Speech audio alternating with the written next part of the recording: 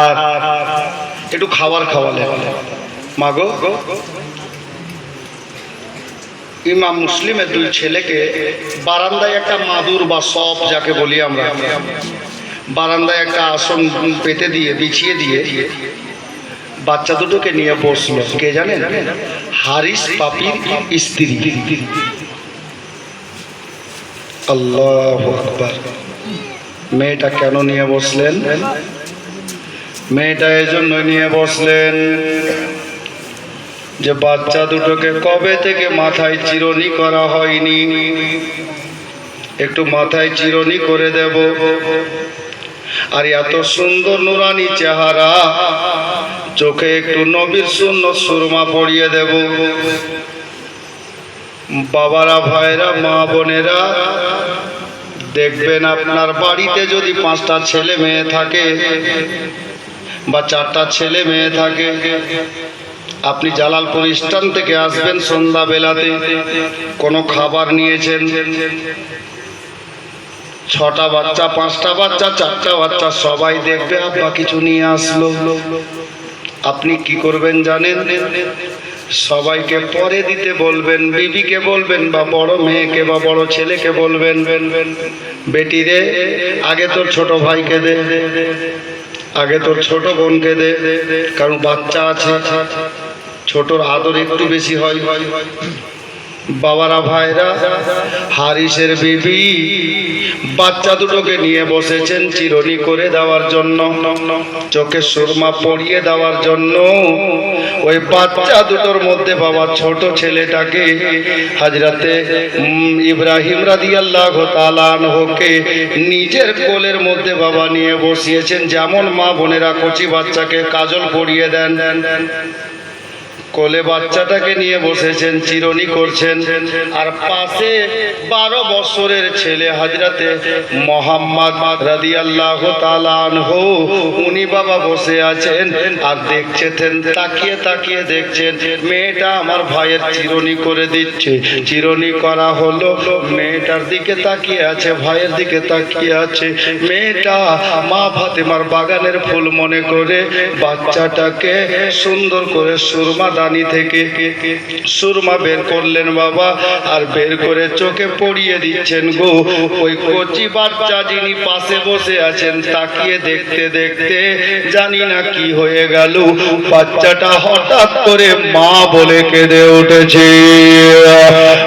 মা বলে কেঁদে উঠে বাচ্চা জমিনে বসে নাই গো, বাচ্চাটা মা বলে কেঁদে জমিনে লম্বা হয়ে পড়ে গেছে।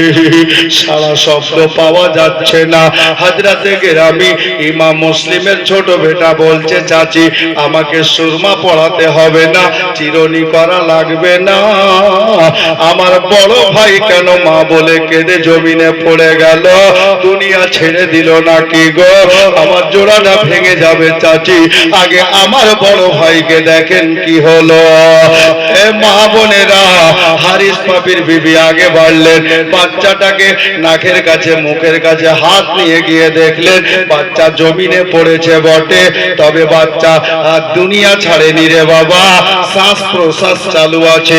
আপনার কি বলে, হাতের নাড়িতে হাত রেখে দেখলেন নাড়ি চলাচল ঠিক আছে। বুঝতে পারা গেল ওই বাচ্চাটা অজ্ঞান হয়ে গেছে।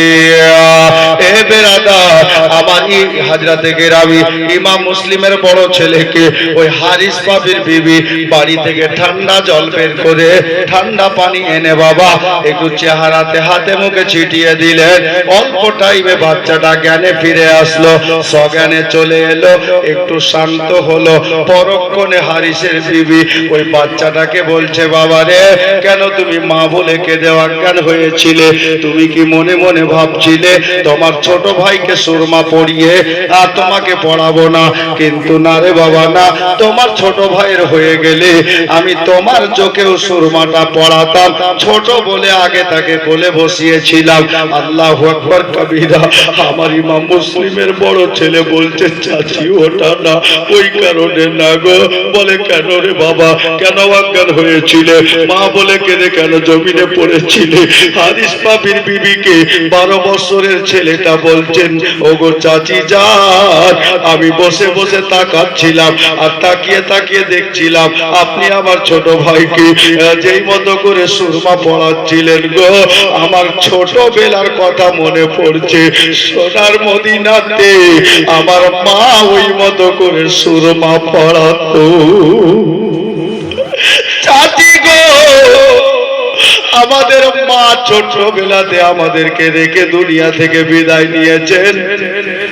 চাচি জানেন, আজকে যখন আপনি আমার ভাইটাকে সুরমা পড়াচ্ছিলেন গো, আমি বসে বসে মায়ের কথা ভাবছিলাম, আল্লাহ আমার মা যদি বেঁচে থাকতেন তাহলে প্রতিদিন কোলে বসিয়ে মতো সুরমা পড়াতে। মা যদি বেঁচে থাকতেন প্রতিদিন কোলে বসিয়ে আদর করে মুখে খাবার খাওয়াতে। চাচি গো, আমার মা দুনিয়াতে নেই, কবরে চলে গেছে। আমার ইন্তেকাল করা মায়ের কথা বারবার মনে পড়ছিল, আমি সইতে পারলাম না, তাই মা বলে কেঁদে উঠেছিলাম। আমি অজ্ঞান হয়ে জমিনে পড়েছি। এ বাবারা, ভাইরা, মা বোনেরা, বুঝতে পারা গেল মায়ের মহব্বত কাকে বলে, একটু আন্দাজা লাগান। বাবারা, ভাইরা, আমি বলবো না কোনো ছেলেকে স্ত্রীকে ভালোবাসিও না, এটা যদি কোনো বক্তা বলে ভুল করবে, কারণ নিজের স্ত্রীকে ভালোবাসা দয়ার নবীর সুন্নত। তা বলে মাকে ভালোবাসা বন্ধ করিও না বাবা। মায়ের ভালোবাসা মায়ের মতো দেন, স্ত্রীর ভালোবাসা স্ত্রীর মতো দেন। যার যেটা হক যদি আদায় না করেন, আল্লাহর নিকটে আপনাকে জবাব দিতে হবে। জি বাবারা, ভাইয়েরা, বাচ্চা দুটোকে ঘরে নিয়ে গেলেন। দুটা রাত চলে গেছে দৌড়াদৌড়িতে। আজকে সন্ধ্যা বেলাতে বাচ্চা দুটো একটু খাবার খেয়েছে, মায়ের মতো আদর পেয়েছে। ওই হারিসের বিবি একটা লুকায়িত কামরার মধ্যে নিয়ে গেল।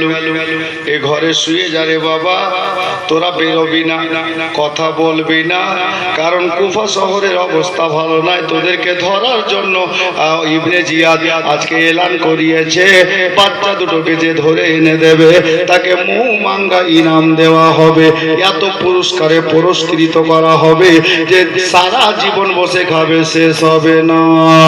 তোমরা কথা বলিও না বাবা। পার্সোনাল রুমের মধ্যে বাচ্চা দুটোকে শুইয়ে দিলেন। এবার বাবা জানেন, ওই হারিস পাপি বাড়ির মালিক, মেয়েটার স্বামী, সকাল ভোর বেলাতে বেরিয়ে গেছে, সন্ধ্যা হয়ে গেল এখনো আসছে না। এ বেরাদার, বেশ সন্ধ্যার পরে পরে বাড়ির দরজায় আওয়াজ দিল। মেয়েটার স্বামী আসলো। খালা শুনেন, মেয়েদের বুদ্ধি এত আছে বুঝলেন, এরা বুদ্ধিকে কাজে লাগায় না। যদি এরা কাজে লাগিয়ে দেয় বুদ্ধি, এখানে জটা ছেলে বসে আছে, একটাও বেনামাজি থাকবে না।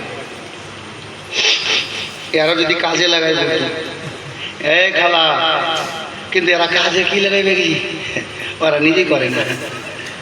হ্যাঁ, এরা যদি আজকে থেকে ওয়াদা করে লাই, কি ওয়াদা জানেন,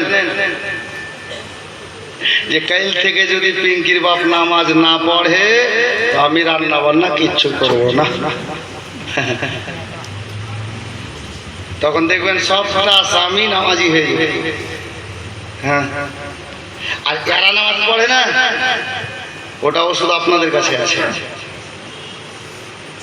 খালি একবার বলে দেবে নামাজ পড়লে ভালো, আর যদি নামাজ না পড়িস তো তোর মতো স্ত্রী আমার দরকার নেই, রাখবো না। বাস এতটুকু কথা আছে। একটা স্ত্রীও বেনামাজি থাকবে না। আর যদি এরাও বলে তুমি নামাজ না পড়লে তোমার ভাত খাবো না, একটা স্বামীও বেনামাজি থাকবে। হ্যাঁ, কিন্তু দুঃখের বিষয় এই বলবে একে কেমন করে, এই নিজে পড়ে না। আরে আই ফেরে এরা ফেরে বলবে যে ওরাও পড়ে না। এক হাতে তো তালি বাজে না। তা আমি বলছি, সবাই যদি আমরা সজাগ হয়ে যাই, বেনামাজি থাকবে না বাড়িতে, বরকত আর বরকত হবে। জি জি জি, হাজরা থেকে আমি মজ্জাদ হারিস পাপি বাড়িতে এলো। আমি বলছিলাম দেখেন মেয়েদের বুদ্ধি কত আছে। হারিস বাড়িতে এলো, দরজায় আওয়াজ দিল, হারিসের বিবি দরজা খুলল। দেখছে স্বামী নেংড়াইছে জি, হাঁটছে তো নেংড়িয়া, বুঝতে পারছেন, হাঁটছে নেংড়িয়া নেংড়িয়া ভিতরে ঢুকলো।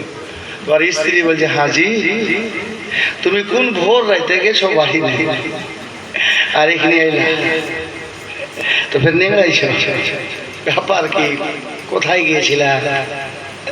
তো বলছে আর বলিস না রে, এই একটা খবর শুনেছিস? বলে কি? বলে ইমাম মুসলিমের দুটা ছেলে পালিয়ে গেছে। হ্যাঁ শুনেছি তো। মেয়েটা কত চালাক দেখো, বলছে শুনেছি তো। তো কি হলো, তোমার কি হলো?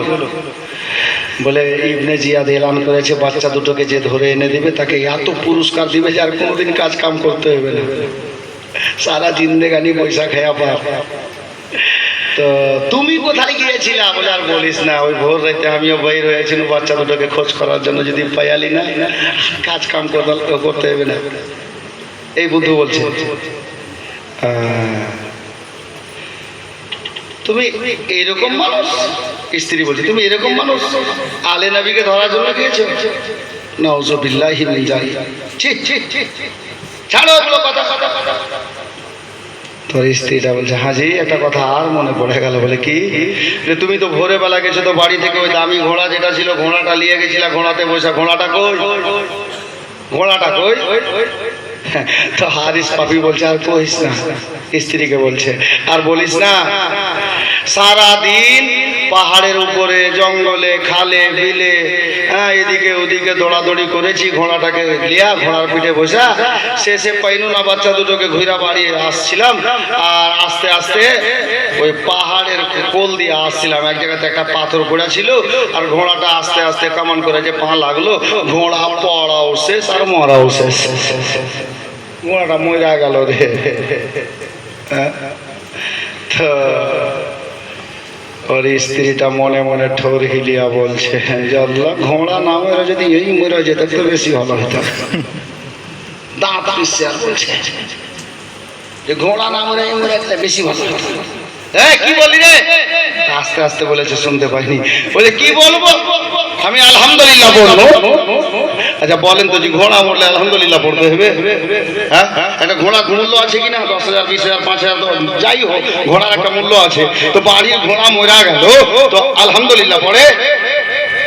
ইন্নালিল্লাহ পড়া দরকার আছে না? শোক সংবাদ, শোক সংবাদ। তো বলতেছিলাম ভাই টেনশন নিও না, তুমি টাইমে নিয়ে আসো, অসুবিধা নেই। হ্যাঁ জি জি জি, ও আমি টাইমটা শুনে নিলাম কেন তার জন্য বললাম, মোটে টেনশন নিও না, কারণ আমি আলাদা টাইপের ছেলে। আমি প্রথমে আজকে একটা শের পড়েছি, বা আদাব বা নাসিব বে আদাব বে নাসিব। জি জি, কারণ হুজুর পীর সাহেব কিবলা আছেন, আমি চাইবো না যে চুল পরিমাণে যেন বেয়াদবি না হয়। জি জি, ওনাদের সঙ্গে বেয়াদবি আমাদের চলবে না, ওনাদের তো ওনাদের কাহারোর সঙ্গে বেয়াদবি করা উচিত হবে না, আমার নবীর সুন্নাতের খেলাফ। জি জি জি, হ্যাঁ তো বলছিলাম মা, ওর স্বামী হারিস পাপি মেয়েটাকে বলছে হ্যাঁ তার মানে তুই চাইছিলি যে আমার ঘোড়াটা মরা যাক, আলহামদুলিল্লাহ বললি? বলছে না, তো তুই আলহামদুলিল্লাহ কিনে বললি আগে বুঝিয়া দে। কথা তো বাস্তব, আলহামদুলিল্লাহ পড়ার টাইম না ওটা, ইন্নালিল্লাহ পড়া দরকার ছিল। তো তুই আলহামদুলিল্লাহ কেন বললি? বল বল বল বল বল। তো মেয়েটার বুদ্ধি কত সুন্দর, আবার ওকে নিচ্ছে টুপি পড়াচ্ছে, এমন ভাবে ঘুরিয়া ফিরিয়া টুপি পড়াইলে রে ভাই, হারিস পাপি একদম গলে গেল। কিভাবে জানেন? বলছে হুজুর আমি আলহামদুলিল্লাহ কেন পড়লাম জানেন? বলে কেন বুঝিয়া দে।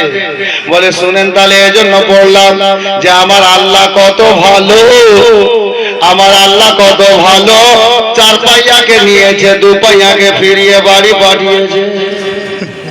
ডাইরেক্ট জানোয়ার তো বলতে পারছে না, বুদ্ধি দেখে, বলছে 4 পাইয়াকে নিয়েছে 2 পাইয়াকে পাঠিয়েছে, এজন্য আলহামদুলিল্লাহ পড়লাম। এখনো কি বুঝতে পারলেন না হুজুর? আবার শেষে হুজুর বলছে, মানে স্বামী তো আছে, হ্যাঁ এজন্য আমি আলহামদুলিল্লাহ পড়লাম। আল্লাহ এত ভালো যে ঘোড়াটা নিয়েছে আপনাকে বাড়ি পাঠিয়েছে। ঘোড়া না মরে যদি আপনি মরে যেতেন তো ঘোড়াতে চাপতো কে? ঘোড়া মরেছে মরে যাক, এই জন্য আলহামদুলিল্লাহ বললাম হুজুর আবার কালকে 20,000 টাকা দামের ঘোড়া মরেছে, 25,000 টাকা দামের ঘোড়া কিনে দেব, আপনি ঘোড়াতে চড়ে ঘুরে বেড়াবেন, এই জন্য আলহামদুলিল্লাহ বলেছি। হারিস বলছে বাপরে আমার বিবিটা সত্যি ভালো, খুব ভালোবাসে, কিন্তু ওর যে বাঁশ দিয়ে দিয়েছে লম্বা করে ওটাও খেয়াল করছে না, পিওর বুদ্ধু আছে, মানে ডাইরেক্ট জানুয়ার বলেনি, ওই যে 4 পাইয়া আর 2 পাইয়াতে ছেড়ে দিয়েছে। হাজরা থেকে আমি বেরাদার মানুষ বলে বুদ্ধি থাকলে জঙ্গলে ভাব, বুদ্ধি এদের আছে কিন্তু খাটাই না আসল জায়গাতে। হাজরা থেকে আমি বেরাদারানা ইসলাম মুআজ্জাজ মুহতারাম, বুদ্ধি যেখানে খাটাতে হয় ওখানে খাটাই না। যাক যেটা বলছিলাম ওটা শুনেন। হাজরা থেকে আমি হারিস বলছে আরে যা হওয়ার হলো বুঝে গেছি, যাও ঘরে যাই, হাত পা ধুলো, ধুয়ে বলছে যা খাওয়ার আছে খাবার দে, খাবার খেলো, বিছানাতে গেল। স্বামী স্ত্রী একই বিছানাতে, একজন এদিকে মুখ একজন এদিকে মুখ। গভীর রাত হয়ে গেছে, গভীর রাত হয়ে গেছে, স্বামীকেও ঘুম আসে না আর স্ত্রীকেও ঘুম আসে না। এই ভাবছে যে স্বামী ঘুমিয়ে গেছে আর স্বামী ভাবছে স্ত্রী ঘুমিয়ে গেছে, দুজনই ভাবছে কিন্তু ঘুমায়নি কেউ। এরা কি ভাবছে জানেন? হারিস পাপী ভাবছে ঘুমায় নাই, যে আল্লাহ ছেলেগুলোকে যে করে হোক ফাঁসাবো, আর হারিসের বিবি ভালো মেয়েটা ও ঘুমায়নি এজন্য যে আল্লাহ যে করে হোক ছেলেটাকে আমি বাঁচাবো। ও বলছে ফাঁসাবো, ও বলছে বাঁচাবো, এই করে জেগে আছে। কিন্তু বাবা কপালের লেখা, ইমাম মুসলিমের 2 ছেলে বিছানাতে ঘুমিয়েছিল। একটা স্বপ্ন দেখে গভীর রাতে ছেলে দুটোর ঘুম ভেঙে গেল, 2 ভাই উঠে বসে গেল। ভাই কি হলো, জেগে গেলি হঠাৎ? বলে একটা স্বপ্ন দেখলাম। তো দাদা আপনিও তো জেগে গেছেন, আমিও একটা স্বপ্ন দেখলাম রে। কি স্বপ্ন দাদা? বলে ভাই তুমি কি স্বপ্ন দেখেছো? তো ভাই বলছে দাদা আমি স্বপ্ন দেখলাম, স্বপ্নটা ভালো না গো। কি স্বপ্ন দেখলাম ভাই? বলে দাদা আমি স্বপ্নে দেখলাম ঘুমিয়েছিলাম, আমার দয়ার নবীর সামনে আমার আব্বা জান আর নবী পাকের পাশে মা ফাতেমা হযরত আলী দাঁড়িয়ে আছেন, আর আমার বিশ্ব নবী আমার আব্বা ইমাম মুসলিমকে ডাক দিচ্ছেন, ইমাম মুসলিম লাব্বাইক ইয়া রাসূলুল্লাহ। বলে ইমাম মুসলিম রে কাজটা ভালো করলে না। বলে কি কাজ হুজুর? বুঝতে পারলাম না। মুসলিম রে তুমি কাজটা ভালো করলে না, তুমি একা আমার কাছে চলে আসলে, আর তোমার 2টা কচি কচি ছেলেকে তুমি কোথায় একা ছেড়ে আসলে? ইমাম মুসলিম আমার আব্বা জান আমার মায়ার নবীকে শোনাচ্ছিলেন, ইয়া রাসূলুল্লাহ বেয়াদবি ক্ষমা করবেন, চিন্তা করিয়েন না, রাতটা গত হলে সকাল বেলাতে আমার 2টা ছেলেকে আপনার কদমে এনে আমি হাজির করে দেব। দাদা গো আমি এই স্বপ্ন দেখেছি, আপনি কি স্বপ্ন দেখেছেন? বলে ভাই রে আমিও এটাই স্বপ্ন দেখেছি। 2 ভাই বলছে দাদা গো তাহলে কি আমাদের সময় আর নাই গো, আমরাও কি দুনিয়া ছেড়ে দেব গো, আমরাও দুনিয়া থেকে বিদায় নিয়ে নেব, সোনার মদিনা যাওয়া হবে না। বাবারা ভাইরা মা বোনেরা, ইমাম মুসলিম রাদিয়াল্লাহু তাআলা আনহু 2 ছেলে 2 ভাইয়ের গলা ধরে নিয়ে একে অপরের সঙ্গে বাবা সিনাই সিনা মিলিয়ে আব্বা আব্বা বলে রাতের বেলা কাঁদতে আরম্ভ করেছে। হে বাবারা একজন শায়ের লিখেছিলেন এই মতো করে, কি তোরা